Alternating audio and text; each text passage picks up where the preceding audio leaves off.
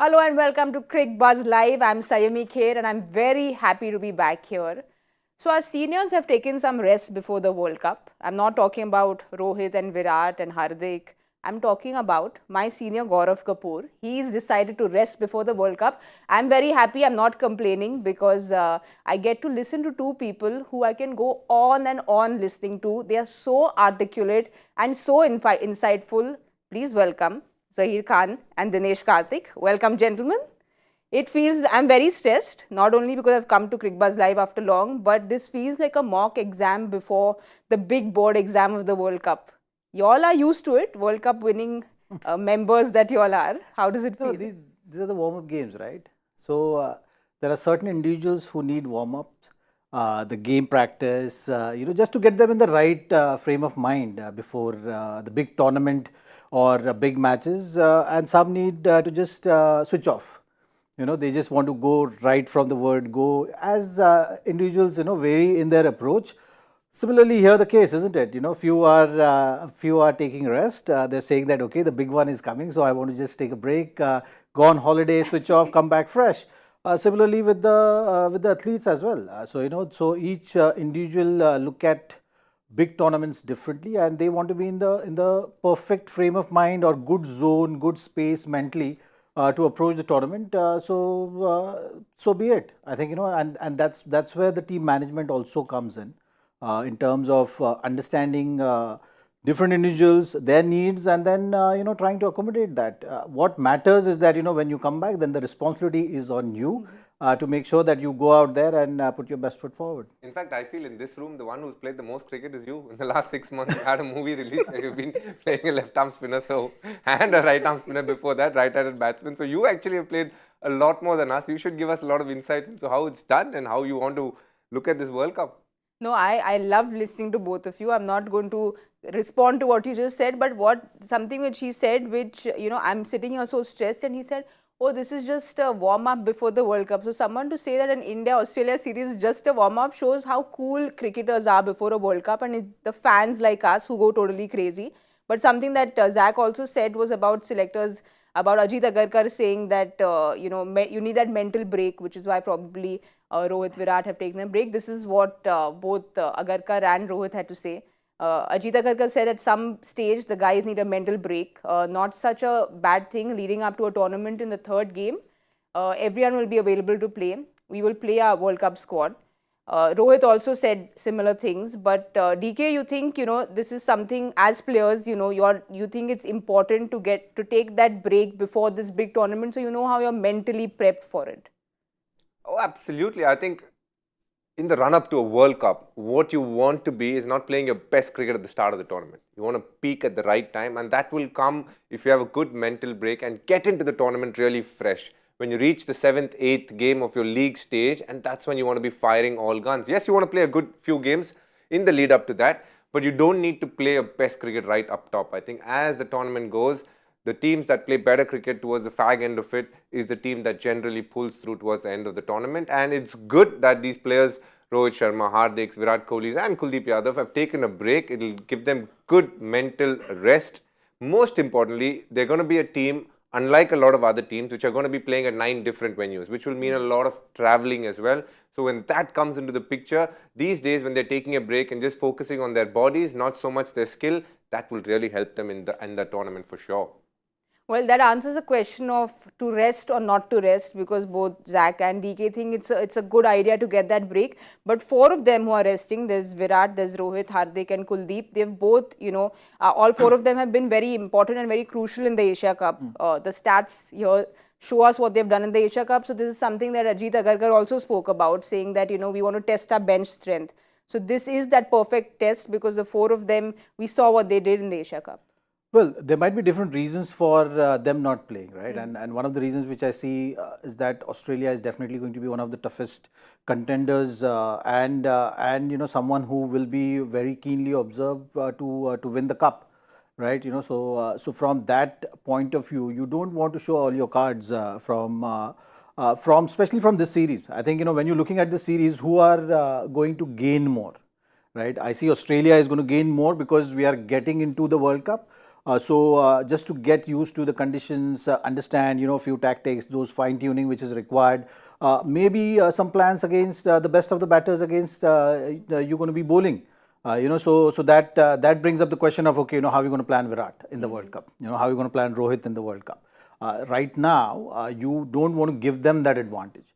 So you just got to find that right balance, strike the balance between the tactical advantages which India can have going in the World Cup against a team like Australia, and what they're going to gain also out of this. So you're giving them what they want, which is, coming here, getting used to the conditions, playing few matches here before the big tournament, but also you are holding those cards very close to your chest when you're looking at putting your best players, and so especially from bowling point of view, Kuldeep is also that important cog in India's bowling wheel, which is going to be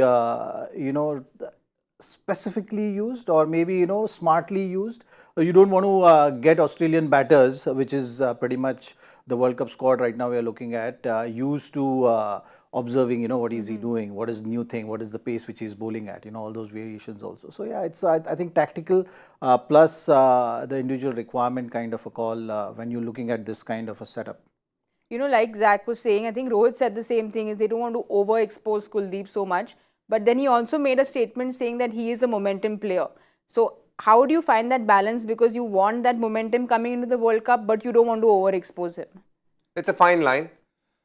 I completely agree with Rohit Sharma because he is India's trump card. In the middle overs, they're going to need Kuldeep Yadav to strike. This Asia Cup really went well for us because of how well Kuldeep bowled through the middle overs. He was able to pick wickets. He was able to pose tough questions to batters. Now, when on one hand, you don't want to overexpose him, rightly so.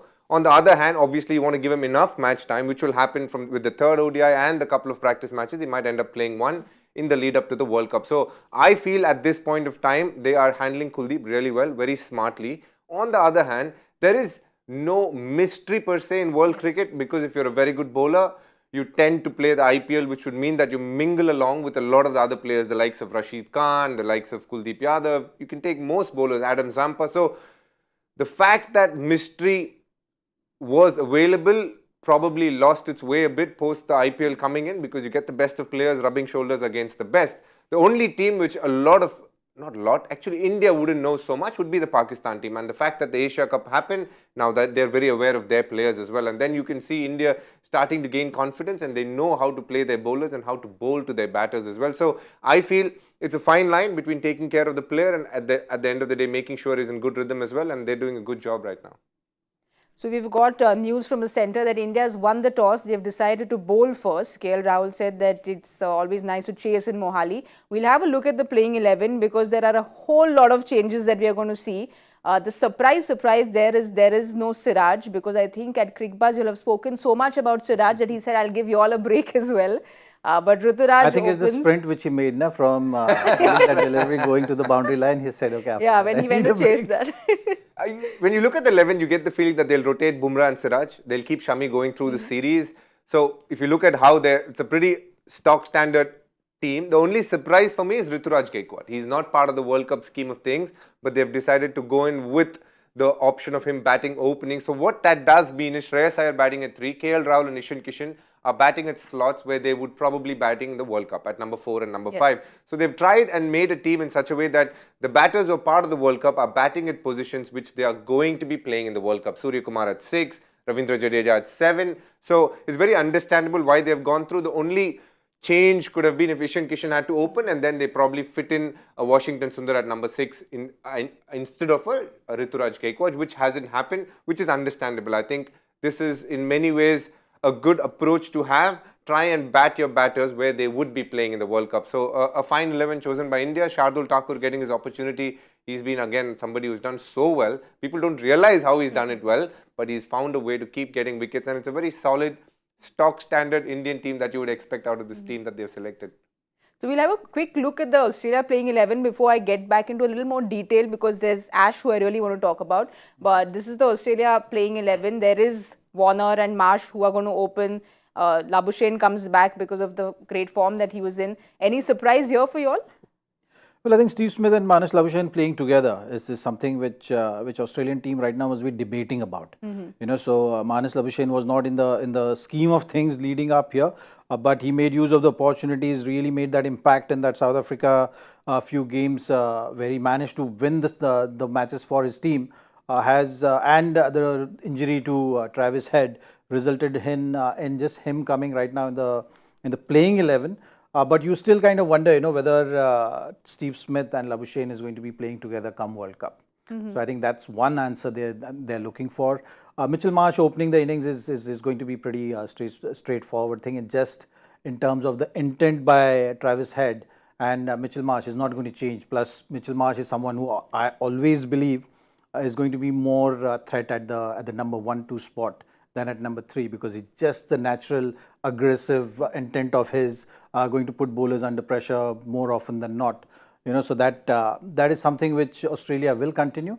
So the real answer which they're looking at is basically just figuring out Steve Smith or Labuschagne. Yes. If I can just have a look at the playing 11 again, it's the bowling which I think was a little bit of a surprise, because we see we know that Stark's not playing and there's no Maxwell playing either. So they have Abbott, Zampa and Cummins, but then they have to figure it out with the rest of the next 20 overs, right? What's surprising for me is Josh Hazlewood hasn't played today. So that tells me that they're again rotating their players. And again, it's very interesting. Zach feels that Warner and Marsh will open, which I also feel at this point. But they have a Matthew Short there, who is obviously an opener, who's done well in IPL opening, done well in the 100 opening, and had a terrific series of South Africa in the T20s opening the inning. Now, if he's batting at number 7, that's not something he's used to. They've picked him because he can bowl a bit of off spin. So they are looking at him as an all-rounder. And if you see the Australian team, it's filled with right-handers. Barring Warner, in the top 7, there are only right-handers. So that tells me they are very one-dimensional in their play right now. If Alex Carey fits in, then he's the only left-hander in the middle order. So it'll be very interesting to see whether Matt Short is looking to open this game, or if are they looking at obviously keeping him at number 7 or number 8, in fact, if you look at the batting order. So that is a decision for them. You would think that this is a very ordinary and weak bowling lineup that they have, considering the resources that they possess. They don't want to, again, probably not expose. I think they're looking to rotate players. We heard that Mitchell Stark and Maxwell won't be playing the first. So I assumed Hazlewood would play, but maybe he's got a niggle, or maybe they're just looking to make sure that they're rotating enough and giving him enough rest to in the lead up to the World Cup as well. So they have, as Zach said, a lot more to gain out of this series than India, but also they have a lot of questions as well. What their batting order is going to look like, who are their middle order batsmen. When Maxwell comes in, whose place does he take? So, they have a few questions to answer as well. Cummins spoke about this and he said he didn't want the players to be too cooked by the time the World Cup comes in. So they're holding their cards close to their chest. But considering we're just like 3 games away from the World Cup, they're coming into India's subcontinent conditions. One is not expose their players too much, but don't you think that players also should get used to the conditions here?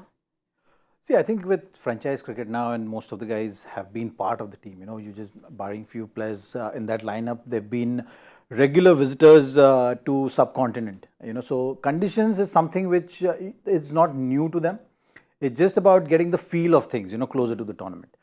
But when you are when you once visit a country and you understand what kind of pitches you are playing on, even if you go back, right, you kind of have that visualization of, okay, what kind of challenges I'm going to have when I tour that country, and then you prepare accordingly. You've seen many ways, like all the Indian batters before going to Australia, they will be using those plastic ball or rubber ball, or getting on the concrete, figuring out things which can replicate or simulate those kind of conditions which you will be encountering.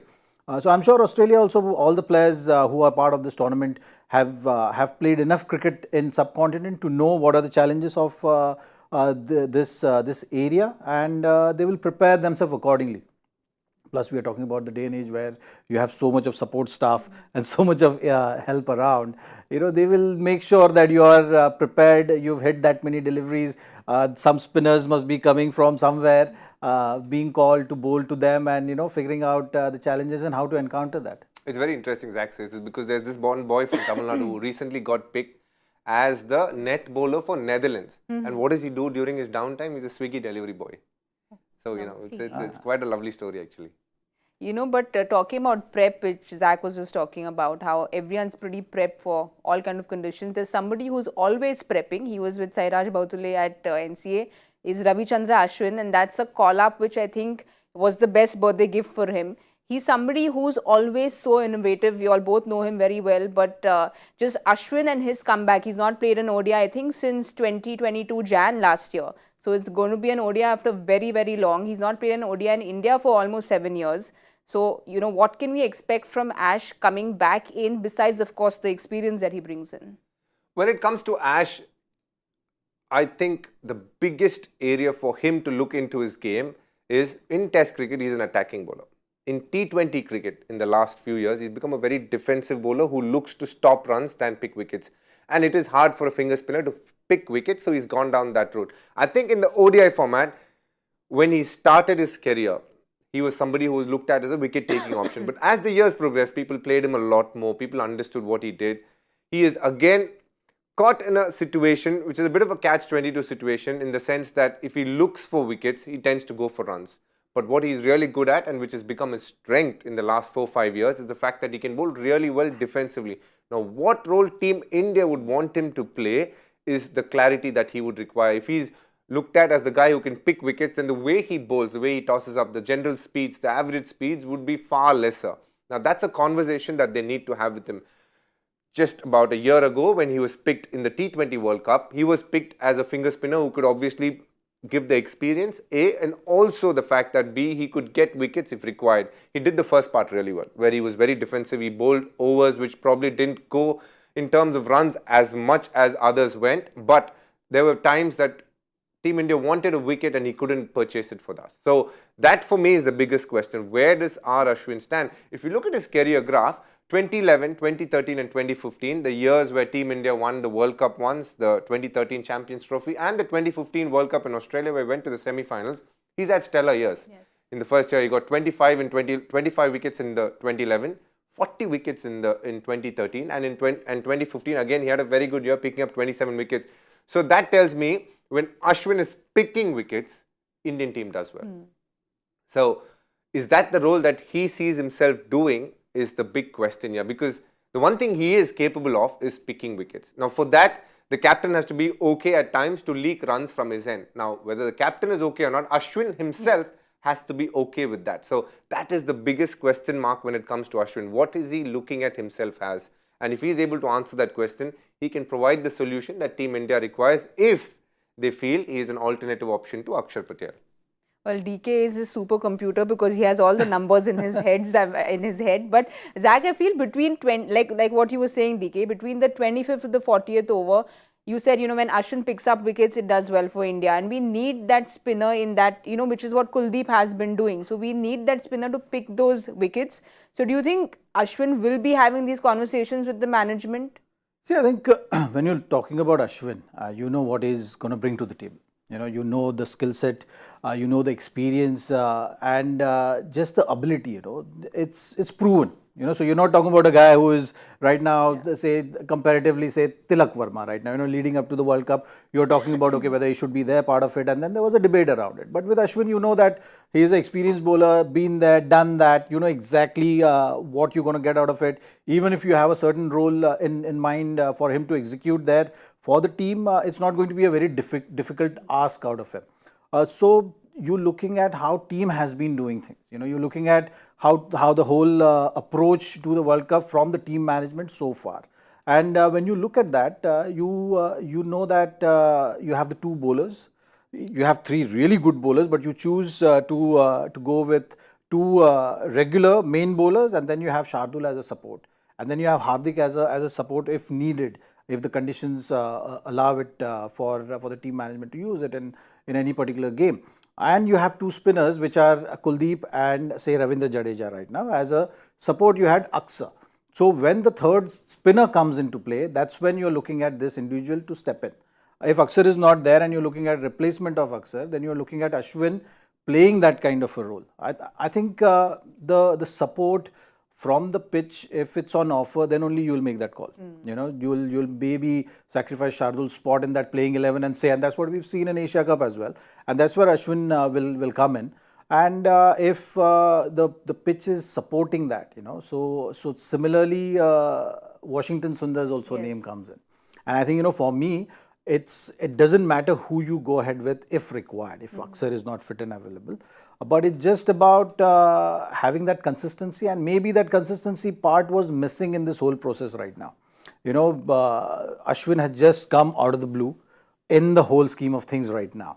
When you're looking at giving weightage to the batting of that player, then Washington Sundar is someone who is a straight fit, right? But when you're looking at how things have gone in Asia Cup, Washington Sundar goes to Colombo to be part of that playing 11. He takes part in the match, doesn't bowl a single ball, and then now he has to sit out. So that is something which you are kind of giving a mixed signal, because even if you pick Ashwin straight in the World Cup, there's no problem because he's been around for a long time. He's a senior bowler. He's a fantastic bowler. So that's something which is going to be an easy thing to do. Then I think somewhere in the process you've not been fair to Washington Sundar in this whole thing. If you've got him back, it should be he should be given that opportunity and then taken a call. So Ashwin is part of this series right now. The first game right now, you've sent that signal that okay, Washington Sundar, you're not going to be there, or don't get your hopes high. Whatever conversations we've had with you. So I think here is the confusion right now, which is there. Off spinner getting in the World Cup squad if need be, if the requirement is only going to strengthen the squad, because that one gap which is there, whether a leg spinner, another leg spinner, or a off spinner, is something which will strengthen the team. Ashwin does contribute with the bat, but when you're looking at Washington's batting and Ashwin's batting, there is a difference. No, I completely agree with this, and it's this debate which, I mean, I'd like you to also pull in here is there's Sundar and there's Ashwin. You know both of them very well. Who do you think gets the nod? First, to answer Zach's query, I think it's a very good one coming from outside when you look in. But I must say, with the little inside information I have, I'll be ending up defending Rohit, Ajit and Rahul Dravid. They actually called up R. Ashwin first in the Asia Cup final. And I think they had the conversation, and Ashwin felt he wasn't match ready yet. So he said that it's better that, I don't come for this game because Washington is playing. He was playing Buchi Babu, then he's gone to play his local tournament in Chennai, and he was an NCA preparing. So they sent Washington Sundar for that one game. By then, Ashwin played a couple of local club matches, and then, they picked him. So that was a whole conversation. I'm sure Zach is not aware of it. So their first choice at that point as well was Ashwin. So, I understand Washington could maybe, be misled a little bit, but the answer is they looked at Ashwin first before moving on to Washington. Now, between these two, I think Harsha made a great point here. Harsha's point, which I allude to, is that if they're looking at a pure bowler who's looking to get you wickets and who can be defensive at times, it is R. Ashwin. If they're looking at the whole package, somebody who can give you something with the bat, who's a very good fielder as well, and can give you good off spin when required, then the answer is Washington Sundar. So if you're looking for a like-for-like replacement, I think for Akshar Patel, it is more Washington Sundar at this point of time, because he's the complete package. He can field well, he can give you runs with the bat, he's a left-hander as well, and can bowl off spin if two left-handers are the crease, or maybe if the time and pitch gives the feeling that off spinners can be bowled. So the answer is Akshar to Washington is a straight swap. But if Ashwin goes well, we never know. He's again somebody who can hold his own with the bat. He's got a few test hundreds, 5 of them in fact. So India have a couple of questions, but I still feel once Akshar Patel gets fit, he'll get the nod because they picked him ahead of everybody else. But you get the feeling that they will have one of Ashwin or Washington in the backup, so that in case something goes wrong during the World Cup, which Rohit has spoken about, the fact that it's a long tournament, they will have one of these players as the replacement. Well, there is this other question which I'm not going to get into because it will take too much time, but I don't know what happened to UZ in this whole mix. We won't get into that right now. I'll pick your head once the show is over. But DK, you took your kids recently to Disneyland. I saw some pictures, very sweet pictures. Did you find a ride called KLR there? Because, KL Rahul, this has had a roller coaster ride the last 2-3 years, from being captain, from being dropped as the vice captain of the test team, injury, bad form, coming back, injury again. He's just, bounced back all the time. So I just wanted to understand, yes, physically is one thing, but it's also mentally, how does a player stay so strong through all this? It's not easy, Sammy, for sure. Among the 3 players who've lost out on a lot of time and have gone through some tumultuous times in the last 2 years, Bumrah, Shreyas Iyer and KL Rahul, I feel KL Rahul has had it the toughest, because for the other 2, they were consistent with their form a lot of the times. With KL Rahul, there were massive questions asked about his form. He lost his place in the test side. He lost his place in the T20 side at times. And now there were questions raised before this Asia Cup whether he should get a spot in the ODI World Cup. Now he's been batting so well at number 4 and number 5. At number 4 he averages 79 and at number 5 he averages 55. So he's really been amongst runs when he's batted at 4 and 5.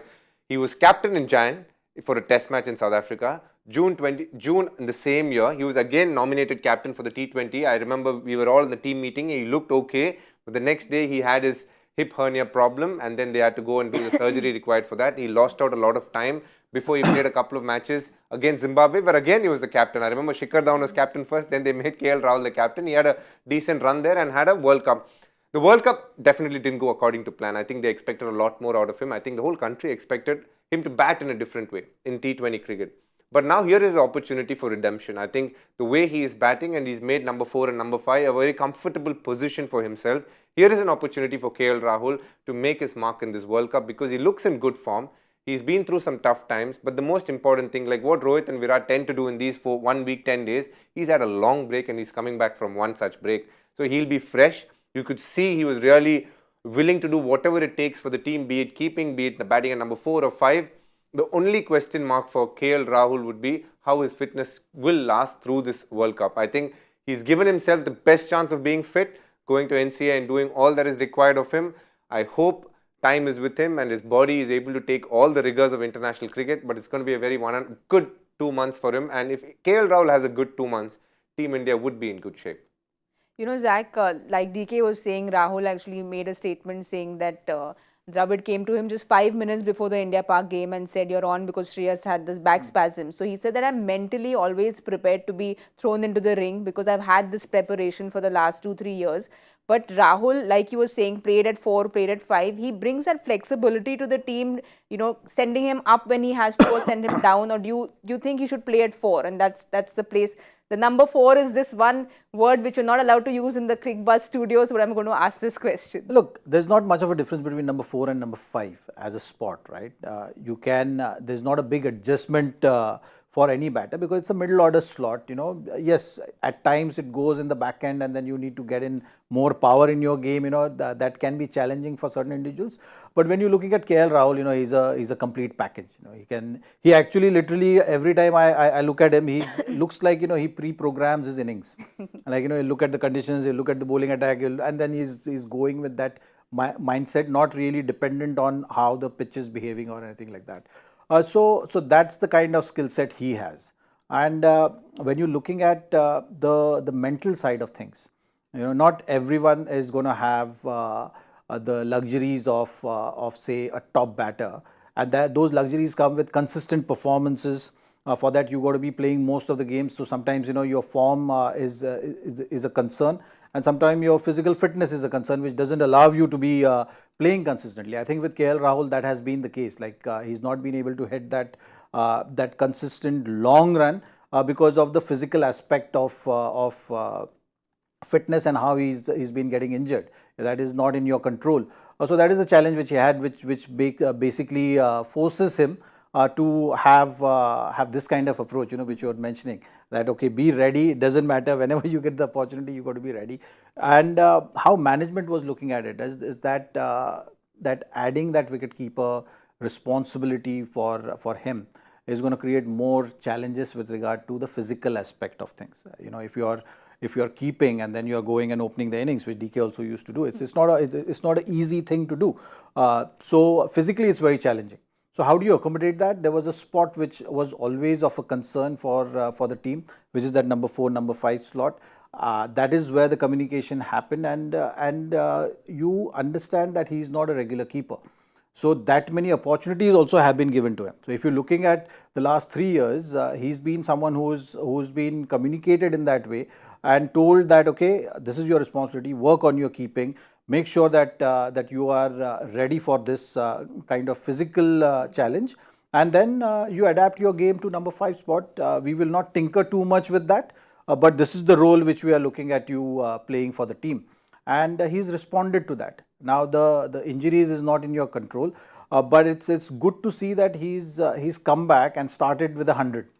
You know, that is going to give him a lot of confidence, and the fact that he's leading in this series also is going to give him that tad bit more confidence, in terms of assurance and faith that okay, you are capable, and you will have to play that important role, like how DK is saying that if he's had a good World Cup, that means India is going to have a really good World Cup.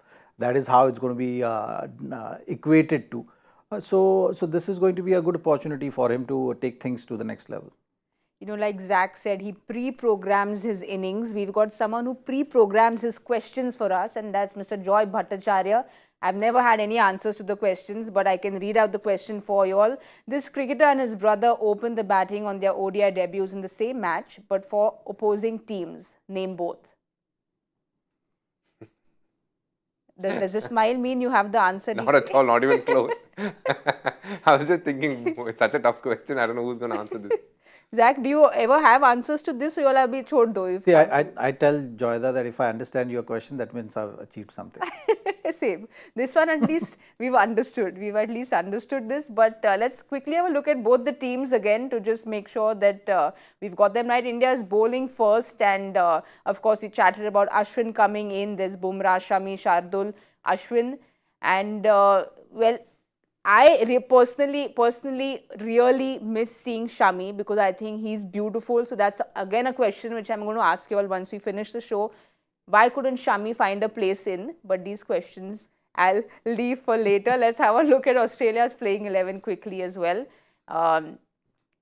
Adam Zampa, Abbott, Pat Cummins, Matthew Short, Stoinis. Again, a key player if you'll have to look out for today for Australia. Who's it going to be? Steven Smith, he's been the cynosure of all eyes when it comes to Australia. Hasn't played ODI cricket for some time. So if he gets going, it's good signs for Australia. Okay, so Zach, Warner Marsh opening prediction time because it's something we take very seriously here. So what's your prediction for today's 50 overs? First 50 overs. Okay, that's an easy one. I think if Australia is batting first, you can look at 295.